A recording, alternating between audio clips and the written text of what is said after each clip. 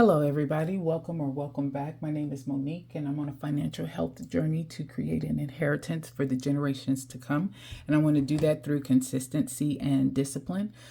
Today, I am here to do a paycheck budget closeout for the paycheck I received on October the 6th, and it covered from 10/6 through 10/19.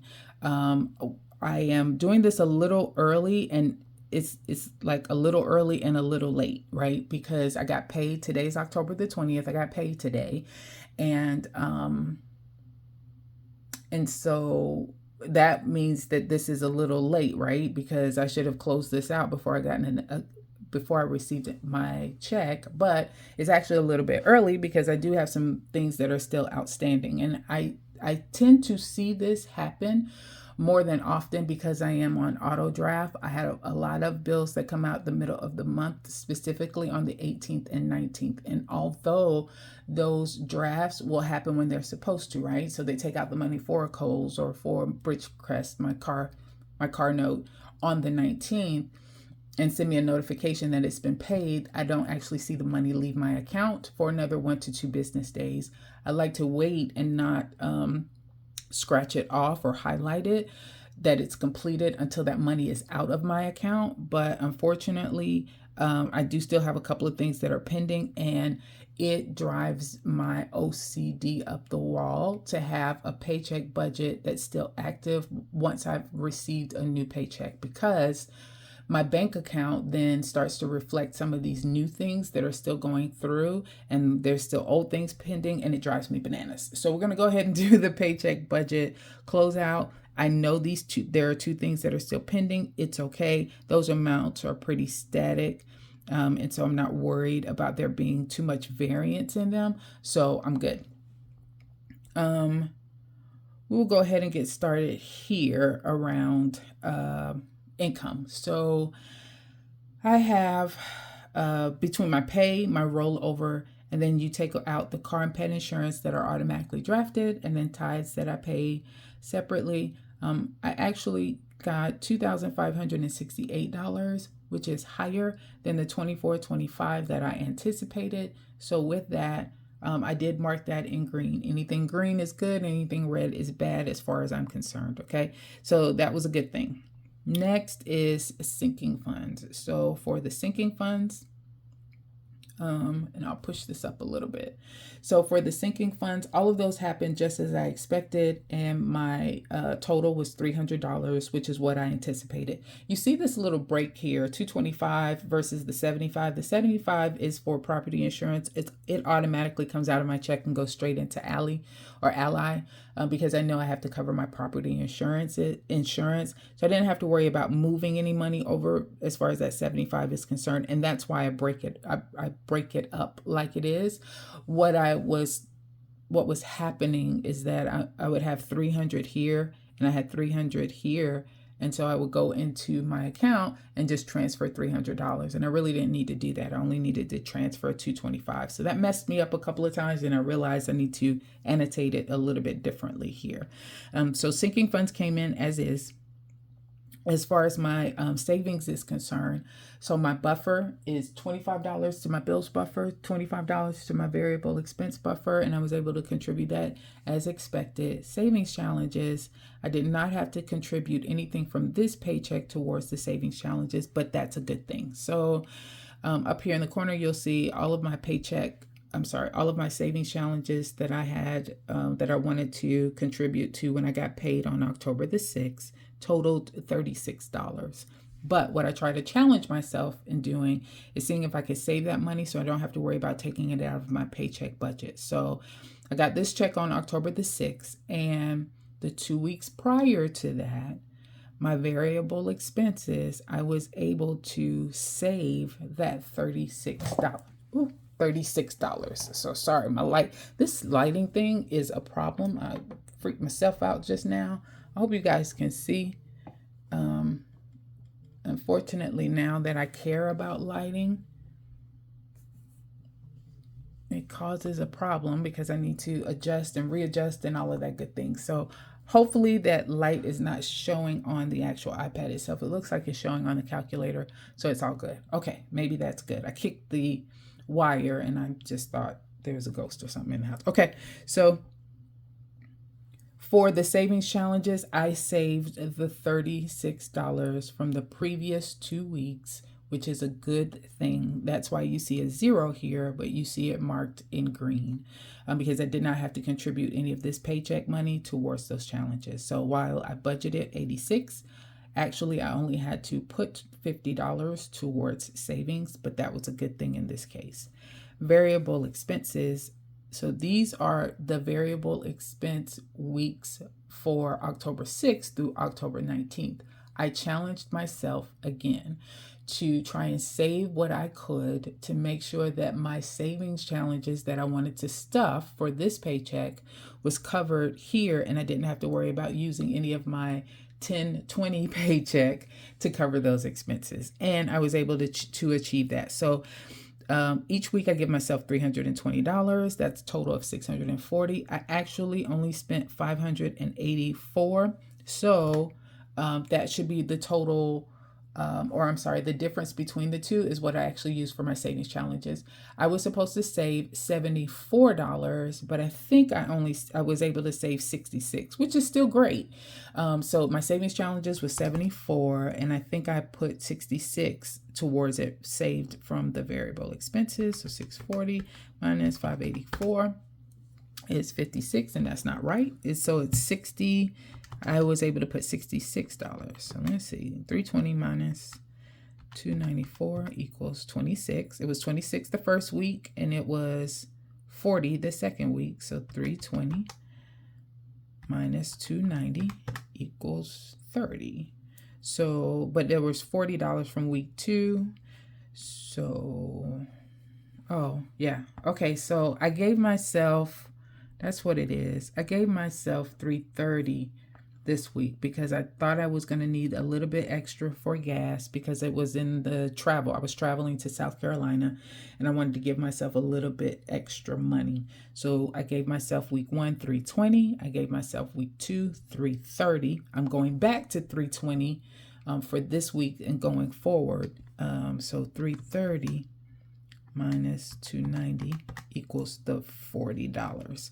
So then that means this changes. That should be $650. That should still be $584. So $650, sorry about that, minus $584 equals $66. And that's the amount that I actually pulled out of the bank, out of my variable expense account on yesterday, Thursday, and put into my savings challenges, which I've already done a video for. And I think you guys, I don't know when this one is going to post. So I don't know which one will be first or not, but at least you know what the numbers are. Okay. All right. So next, for fixed expenses. So Verizon came in $2 under budget, which is a good thing. That's why it's in green. I gave the $40 that I wanted to give to Discover, so that was good. Apple Care was $4 instead of $5, so I came under by $1. AT&T was $91, so that was another +2. Water is going to be $25. I actually do an e-check from the bank. They actually have sent the check off, but until the check clears, they don't take the money out of my account, and that's why it's still white and I don't have it highlighted. Gym came out at $25. Audible, I'm not doing Audible anymore. I'm doing Scribed. So I wanted to keep this and track it here just to make sure Audible did not take that money out. They did not. They sent me a sorry to see you go email. So I think I'm good on that one. So you won't see this one going forward. I did go and get my car washed though. I needed to, and that cost $17. That was not expected. And I don't know if it necessarily falls into fixed expenses.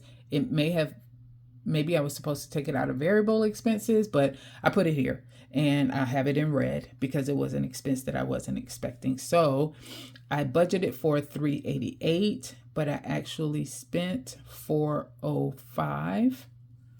And let me make sure that that's right. Yeah, because that's 17 and I didn't save really a lot over here. So that was 405 minus 388. So I was $17. over budget, but that doesn't make sense because I had some savings here. Maybe this number isn't right. So let me try that. Man, this is all over the place right now. Y'all forgive me. 44, 91, 25, 25, 17 equals 400. There you go. So I accounted for the 17, but I didn't account for these other ones being different. So it's 400, and that is over budget. So I'm going to highlight it. We're going to turn that red. I'm sure I have a red here somewhere. Yeah, there you go. All right. Next was the debt. So Green Sky came out at 90. Kohl's came out at 91 instead of 95. So that was, I should have already had this green. Let's change that color to green because that came in under. Bridgecrest came out at 503, and Rooms to Go takes out 168 for sure. So let me add these together to make sure I have the right number in the category this time. 90 plus 91 plus 503 plus 168 equals 852. I did. I don't know why I am messed up on the fixed expenses, but there you go. That's life, and that's what happens sometimes. All right, so this should be green as well because I did come in under budget on that one. All right, so let's tally everything up. So what I anticipated was to come over to be under budget by $155. Let's see how accurate I came in. So that is $25.68.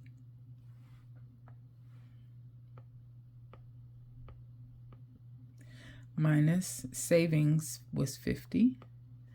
Minus sinking funds still 300. Minus variable was 584. Minus, sorry about the shaking, minus fixed expenses of 400.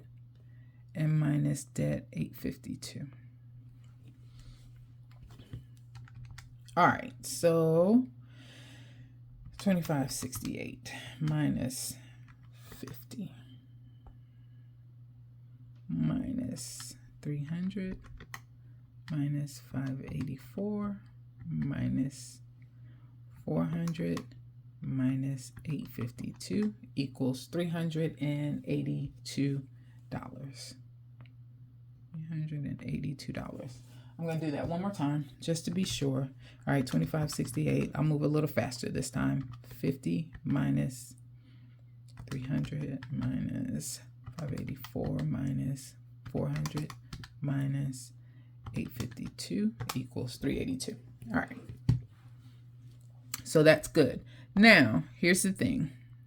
You guys might look at that and say, hey, that's a lot of money left over. It's really not. Let me tell you why. So I am under budget, which is great. So what I remember now, we have different, I'm trying to find a pen. All right. So I'll see my little jacked up note. I'm not going to spend time taking that off. All right. So I'm at $382.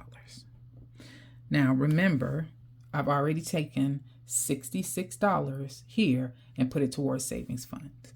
So that $66 is gone. I put that towards savings. All right.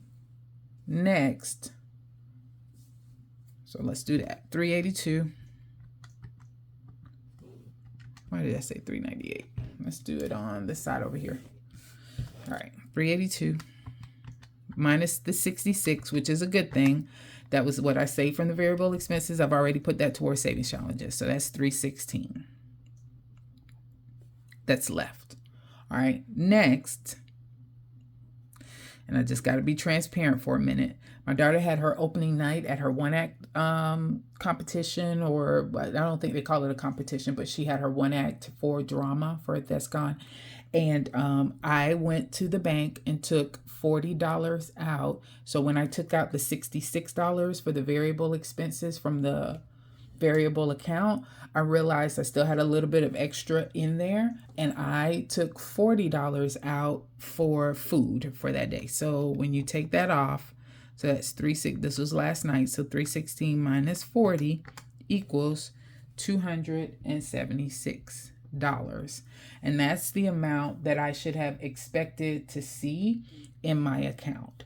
I checked my bills account last night before I went to bed because, you know, I was getting paid today.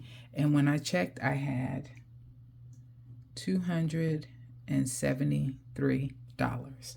So everything is matching up. I'm $3 short, and I'm sure that's because I don't track cents, but I guess maybe sometimes I rounded down too many times versus rounding up all of the times.